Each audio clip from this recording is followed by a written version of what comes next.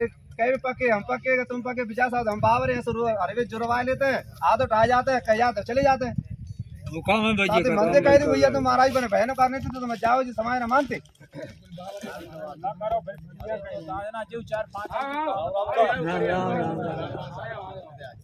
क्या तो अपनी पंचायत कर लियो रावण आवा की चम्मिला तो ज्योति आई बात ज्योति मैंने फायदे लागे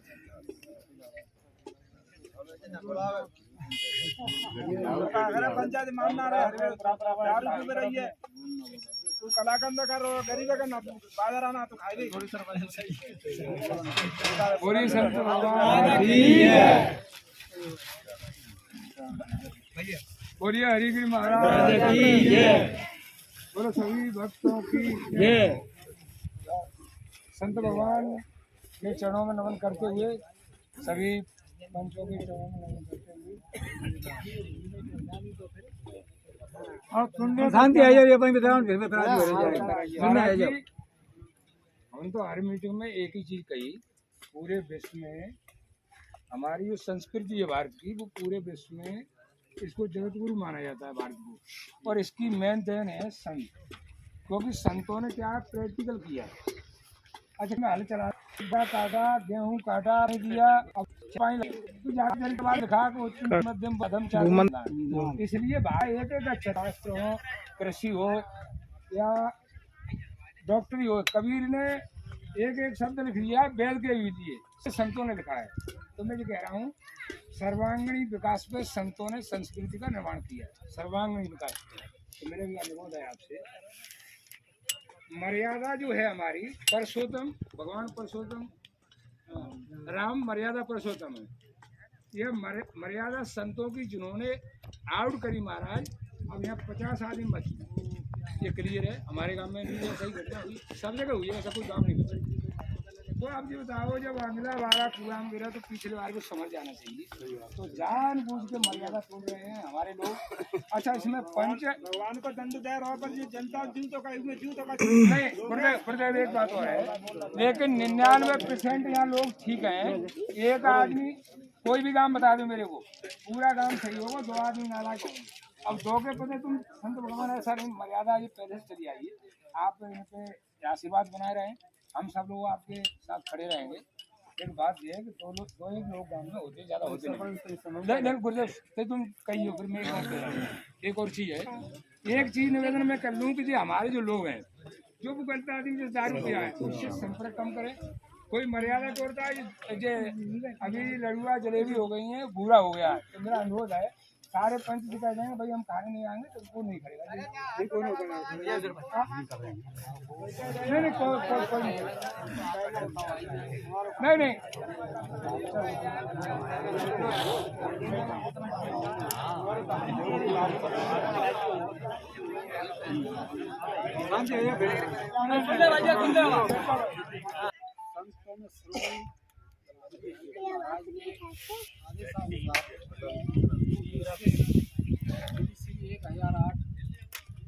गिरी के सानिध्य में ये समाज का कार्यक्रम रखा गया और अहम भूमिका भूपेंद्र सिंह गुर्जर साहब बात जो कहना है वो कहता है कि आग लगी आकाश में और झरझर पर्दागार और संतन होते जगत में तो जर मरता संसार ये बात है शास्त्रों की बात है संतों के लिए इतने लोग बैठे हैं अभी कोई भक्ति वाला आ जाए सारे लोग कैसे हो जाएंगे प्रशासन के लोग आ जाएं और सीएम आ जाए तो प्रशासन तहस हो जाएगा सीएम आ जाए तो सीएम तहस हो जाएगा वो सारे लोग संतों के सामने झुकते हैं विचार करने की बात है कि संतों के पास ऐसी क्या चीज़ है वो इतने बड़े सीएम पीएम झुकते हैं और ये संत अपने बीच में आकर के अपने को समझाने की बात कर रहे हैं तो भैया मानने में क्या परेशानी है एक बात मानव शरीर जो है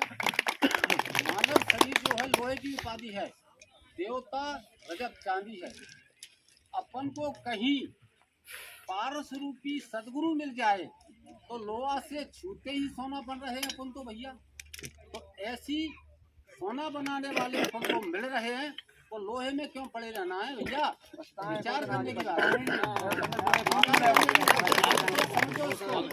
जरा गहराई से विचार करो पारस पथरी अपने पास है लोहे को सोना बना रही है। सोना तो सलगड़ जाता है, सोना एक ऐसी धातु है वो कभी भी गंदी चीज पे चली जाए फिर भी वो उसकी कीमत नहीं घटती है। तो सोना बनाने की बात महाराज जी कह रहे हैं, इनका सारा संप्रदाय कह रहा है, संत समाज, तो फिर मानने में भैया क्या दिक्कत है। हरिगिरी महाराज ने उत्तर प्रदेश, राजस्थान, मध्य प्रदेश के सारे समाज को एक सूत में पिरो दिया है। चंबल घाटी की धराधाम पर ये कोई देवदूत पैदा हुआ है जो साधारण नहीं समझना है इनको। इनको बहुत बड़ी तपस्या है, बहुत बड़ी ऊर्जावान संत हैं। इनके कहने से हजारों लोग इकट्ठे हो जाते हैं। बहुत पहले कभी आरौली में पूर्व सरपंच आरौली के बाबू सिंह के द्वारा ये रामचंद्र विकल जी आए थे समाज को संगठित करने की बात कहने, हुआ नहीं। संतों के पास वो ऊर्जा, वो शक्ति होती है कि पीएम भी झुक जाएंगे, सीएम भी झुक जाएंगे। विचार करने की बात है। एक संतों के एक थोड़ी सी बात महाराज जी के बारे में कहता हूँ। अरे संतो महात्मा ऋषि मुनि सब मार्ग सही बताते हैं। संतो महात्मा ऋषि मुनि सब मार्ग सही बताते हैं। चंबलवासी हरिगिरी ने हरि का दर्शन पाया है। चंबलवासी हरिगिरी ने हरि का दर्शन पाया है। और दिशा दे रहे हमें तुम्हें भी हरि का दर्शन कराने को। दिशा दे रहे हमें तुम्हें भी हरि का भजन कराने को। गांव गांव में अलख जगा रहे हमें तुम्हें समझाने को।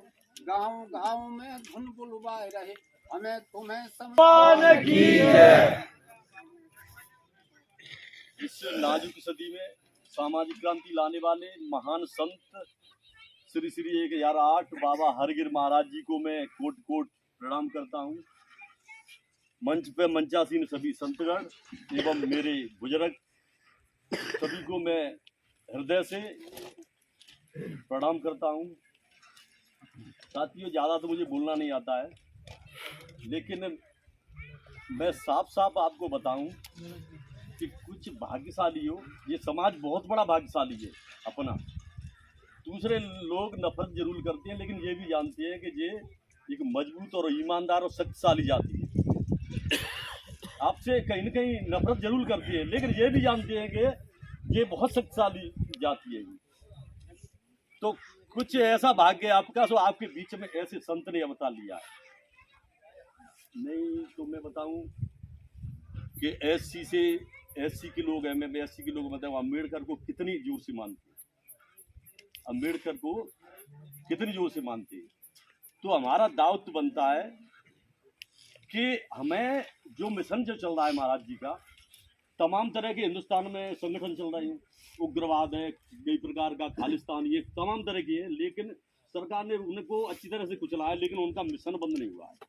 जबकि वे कुरीतियां लेके चल रहे हैं और हम कुरीतियों के खिलाफ चल रहे हैं, एक सही रास्ता पे चल रहे हैं। और महाराज जी को और जो संत बैठे हैं, इनको आगे के लिए ऊर्जा देने का काम हम लोगों की जिम्मेदारी है। हर गांव से अपने आप को नेता, बुद्धिजीवी और समाज सेवी बनते हैं, अपने आप को स्थापित करते हैं, कॉटन की शर्ट पैंट पहन के निकलते हैं, तभी से उनकी जिम्मेदारी स्टार्ट हो जाती है।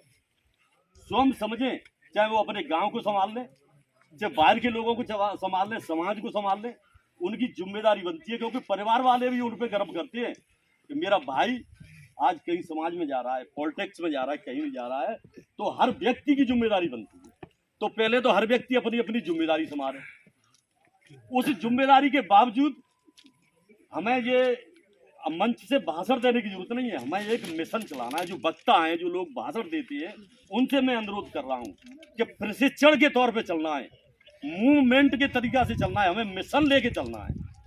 ये हमारा मिशन है, महाराज जी की संधि में चल रहा है। इस मिशन को हमें किस तरीके से आगे बढ़ाना है, हताश होने की जरूरत नहीं है और उन लोगों से दूर रहना है। हम लोग लालच में फंस जाते हैं, या तो कोई नेतृत्व कर रहा है, कोई नेता है, एमएलसी है, विधायक है, मंत्री है, उनके पीछे लग जाते हैं, या कोई धनाढ्य है तो उनके पीछे लग जाते हैं, लेकिन उनसे हमें मिलने जुलने वाला कुछ नहीं है। सही वाकई में मिलेगा तो महाराज जी की इस प्रेरणा से मिलेगा। आप गणित लगाइए, आप गर्द लगाइए मृत्यु से लेकर एक पेंसिल लीजिए, असली मायने में आरक्षण दिया है तो महाराज जी ने दिया है। रेल रोकी तमाम काम करे, 9वीं सूची में नाम नहीं डाला गया अभी तक केंद्र में। कहीं भी आपको इतने उपेक्षा से देखा जाता है, आप उपेक्षा के शिकार हो रहे हैं। मान के चलिए मुरैना लोकसभा सीट है, इसमें गुर्जर बाहुल क्षेत्र है, लेकिन जो पेंसिल चला रहे हैं वो क्या कर रहे हैं मालूम है? इन गुर्जरों को 2 जगह डिवाइड कर दिया, ना ये इधर के रहेंगे ना उधर के रहेंगे, 2 जगह डिवाइड कर दिया। आपका नेतृत्व कमजोर हो गया। 1857 की क्रांति आपने लड़ी, नाम किसको दिया गया? मंगल पांडे, जबकि धन सिंह कोतवाल के नेतृत्व में लड़ा गया था। हर क्रांति में आप आगे रहे हो, जब आपके नंबर बन के नीचे होते हैं तो उसका श्रेय कोई और ले जाता है। तो ऐसे जो महाराज, इससे आगे आने वाली पीढ़ी अपनी प्रथा समझेगी।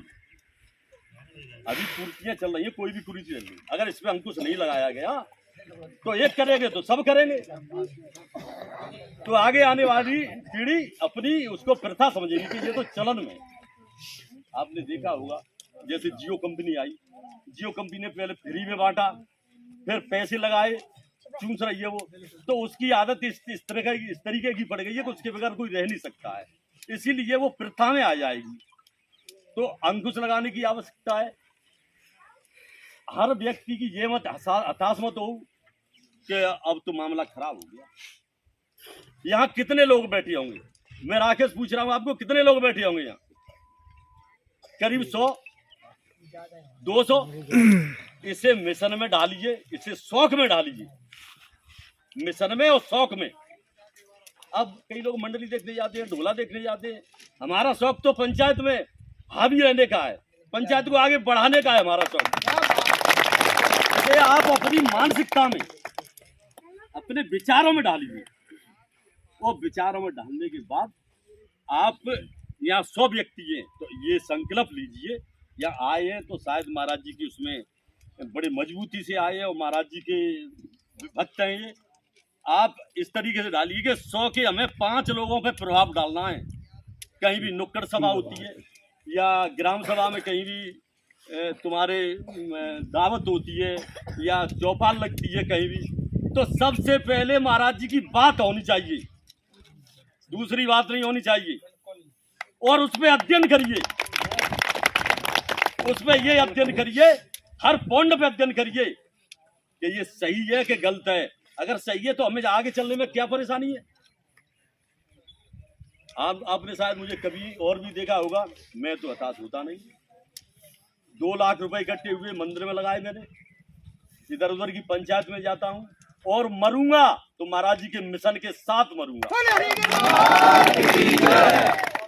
ये संकल्प लीजिए हाथ उठा के कि हम आप प्रशिक्षण के रूप में पेश आइए। हम लोग वक्ता हैं, हम लोग बोल रहे हैं, हमारे भूपेंद्र जी हैं, राकेश है, हमारे सत्येंद्र है, बहुत लोग हैं यहाँ बैठे हैं। हम लोग हैं प्रशिक्षण के तौर पे आने चाहिए। हमें अभी मंच से भाषण देने की जरूरत नहीं है, ना हमें श्लोक कहने की जरूरत है। हम अपनी बात को आगले वाले व्यक्ति पर, वो उसकी 4 हो तो हमारी 5 बात होनी चाहिए। और 5 बात क्योंकि हम कहीं गलत नहीं है, हम कोई फर्जी काम नहीं कर रहे हैं। ये घमंडी और ऊड़ होते हैं, शराबी है, उसे दरवाजे पे चढ़ने नहीं देना। क्योंकि संकल्प लो, कोई भी शराबी हो तो उसे पागल कुत्ते की तरफ खदेड़ो, कोई संबंध नहीं है। आप 31 के हो जाते हैं, फिर आपको समाज दिखाने दिखता है, और बुजुर्ग हो जाते थे आपको माला दिखाई देती है, तो क्यों ना हम पहले ही उसी बात में आ जाएं। ये सब आर्य समाज के लोगों की, मैं इसके माध्यम से नहीं कहना चाहता हूँ, ये उन लोगों की ऊड़ है। हमारे गौरस हम गए, गौरस हमारे जो गऊ चरा रहे हैं, क्या उसमें फौज और भर्ती लायक लड़के नहीं है?